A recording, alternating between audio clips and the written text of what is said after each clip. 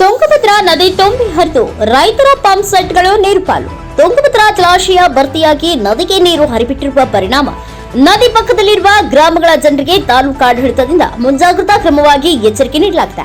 ತಾಲೂಕಿನ Singapore, Mukunda, Bhairaveshwara camp, Kengal, Dadesugur, Uppala, Olaballari, ಪುಲಮೇಶ್ವರ, Dinne, Ayanur ಸೇರಿ ನಾನಾ ಗ್ರಾಮಗಳು ನದಿ ಭಾಗದಲ್ಲಿಯೇ ಇದ್ದು ಪ್ರತಿ ಬಾರಿ ಪ್ರವಾಹ ಉಂಟಾದಾಗಲೂ ಇಲ್ಲಿನ ಜನ ಆತಂಕದಲ್ಲಿಯೇ ದಿನಕಳೆಯುವಂತಾಗಿದೆ. ಈಗಾಗಲೇ ತಾಲೂಕಾಡಳಿತದಿಂದ ಅಧಿಕಾರಿಗಳ ತಂಡ ರಚನೆ ಮಾಡಿ ಪರಿಶೀಲನೆ ನಡೆಸಲಾಗಿದೆ.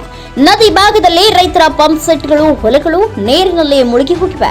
ತಾಲೂಕಿನ ಹೆಡಗಿನಾಳ ಗ್ರಾಮದಲ್ಲಿ ತುಂಗಭದ್ರಾ ನದಿ ತುಂಬಿ ಹರಿದು ರೈತರ ಪಂಪ್ ಸೆಟ್ಗಳು ಮುಳುಗಿ ಹೋಗಿರುವುದನ್ನು ಬಿಜೆಪಿ ಜಿಲ್ಲಾ ರೈತ ಮೋರ್ಚಾ ಉಪಾಧ್ಯಕ್ಷ ಕುಪೇಂದ್ರ ನಾಯಕ್ ಮುಂಗಸಿ, ರಾಜ್ಯ ಮುಖಂಡ ಶಿವ ಬಸನಗೌಡ ಗೋರೇಬಾಳ್, ನಗರ ಮಂಡಳ ಅಧ್ಯಕ್ಷ ಮಲ್ಲಿಕಾರ್ಜುನ ಜೇನೂರು, ರೇಣುಕಪ್ಪ, ರಮೇಶ್, ಶಂಕರಪ್ಪ, ಬೀರಪ್ಪ ಇವರು ಪರಿಶೀಲನೆ ನಡೆಸಿದರು.